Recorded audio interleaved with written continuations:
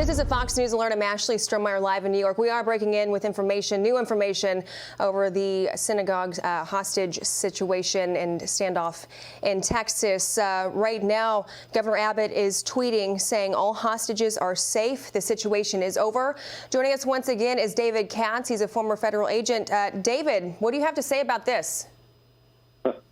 Well done.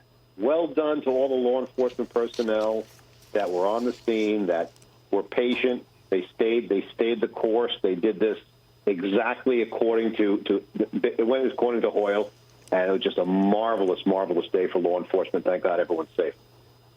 Okay, what's the next steps look like, and more specifically, the next couple of days? What can we expect? Well, now they build the case against the individual who took the hostages. They're going to find out how. Did he act alone? Is he in fact related to this woman he identified? You know, I guess the primary focus will be, did he act alone or was he part of an organization? And then just categorizing and documenting all the evidence. Clearly they have an unassailable case, but bringing it beyond just the one person is probably on the mind of the law enforcement investigators who are there right now. And then you and I spoke about 30 minutes ago or so, and right there at the end, I didn't have a chance to ask you about this. We briefly mentioned it, that local reporters were saying they heard flashbangs or a loud boom, and they were told to hit the ground. Is that something that signifies that a hostage situation like this is over? Well, no. I mean, what everyone calls flashbangs, they're distraction devices. They are loud. They produce a tremendous amount of sound. A bright light, and it's a visceral feeling, and you've been next to them when they go off. I mean, you really feel them.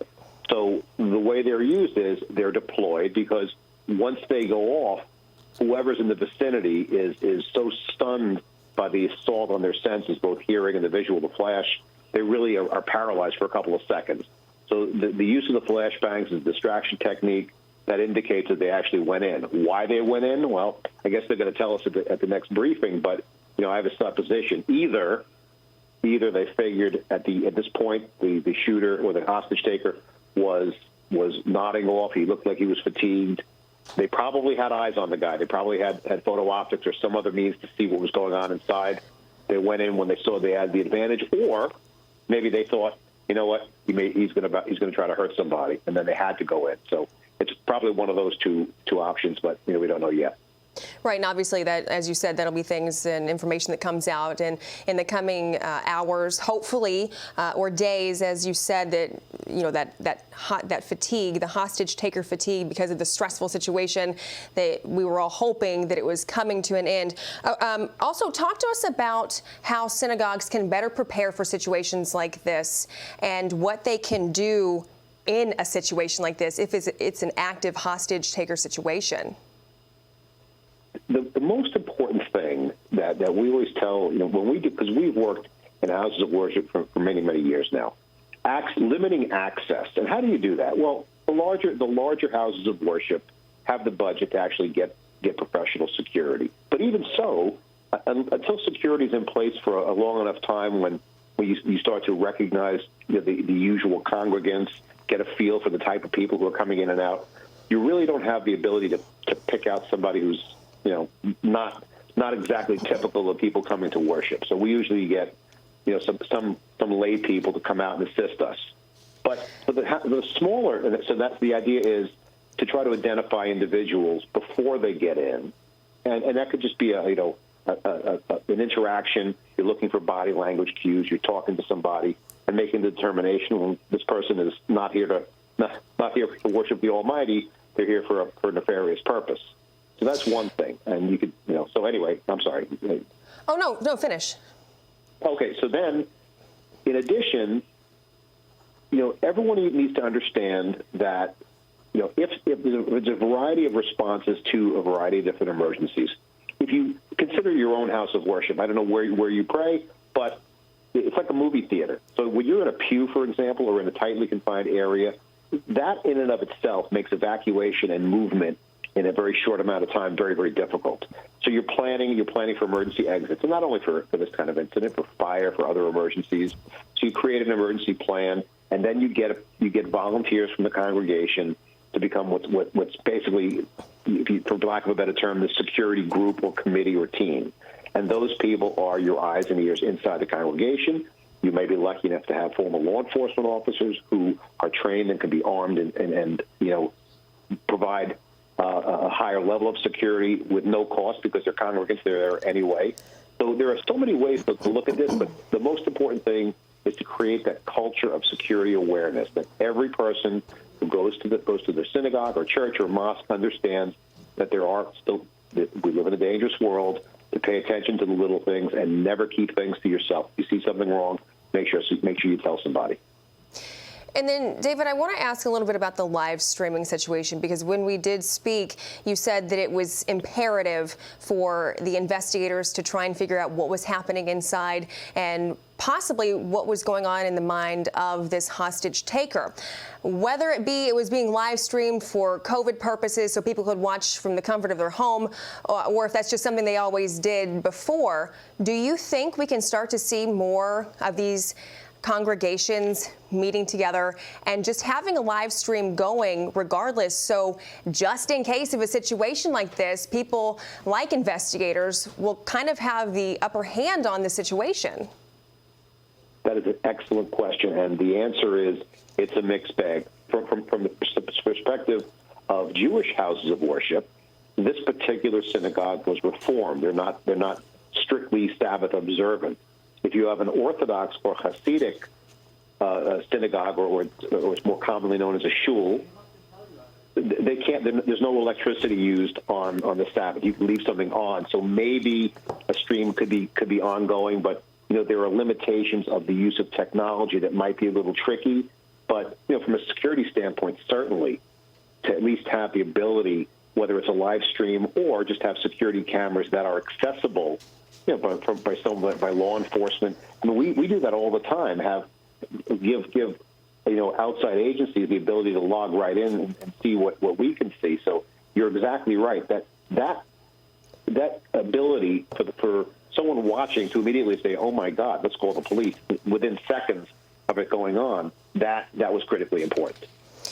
And let's talk about the hostage that was released around 5 p.m. or so this afternoon. Was it any indication to investigators, or even really anyone who's worked in this field, yourself included, that there wouldn't be anyone hurt if he let that hostage go and he was unharmed? I was never trained as a negotiator, but being generally knowledgeable about this particular field in law enforcement, that's a huge sign. Number one, letting the hostage go is a very positive development, no matter how you look at it. Number two, there was no injury. It wasn't like he was roughed up or anything. But when that person exited, now you have a wealth of information, because law enforcement can grab that person and say, "Listen, thank God you're safe. However, we need to talk to you because you have 3 other people inside, and we want to get them out too." So a very, very positive sign, and again, it shows a willingness to interact with law enforcement.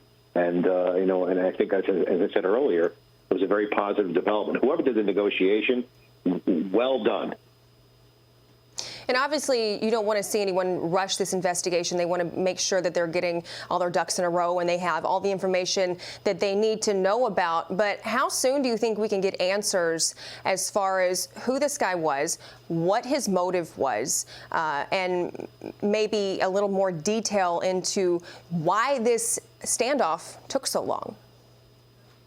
Well, as to why the standoff took so long, my guess is that if there's no immediate reason to force entry and thereby risk the safety of the hostages, well, talk to there's no reason. Talk to the guy. If everyone's safe, no one has any medical emergency, no one's at risk of being harmed, talk to the person. That's why it extended, because it's to the advantage of the law enforcement officers, develop that rapport and then wait for an opportunity to go in and end it. So that's fantastic. So from that standpoint, that's why it ended. So it took so long. It really wasn't that long. It was just properly done. As far as getting answers, well, that's going to take time. They're going to have to get search warrants. They're going to go through his phone, any computers he has. They're going to look at his calling records, the websites he goes on, emails, text messages. That's going to take a few days at the very least. I would assume that by tomorrow, late morning, early afternoon, they're going to have something, especially if we have any I could be cooperating. I could be forthcoming. So who knows? David, I'm going to give you the final word on this before we go to our next guest. But if there's anything else you want to add to this that we didn't talk about. Yeah, we did. Once again, if every person who goes to worship on a Saturday or Sunday, or it doesn't matter, have a conversation with the person who is the leader of your particular house of worship and discuss security. Many people are going to do that anyway, and they do, but don't let someone else be the one to wait to bring it up. Bring it up yourself. Get people involved, because this could happen anywhere. Right.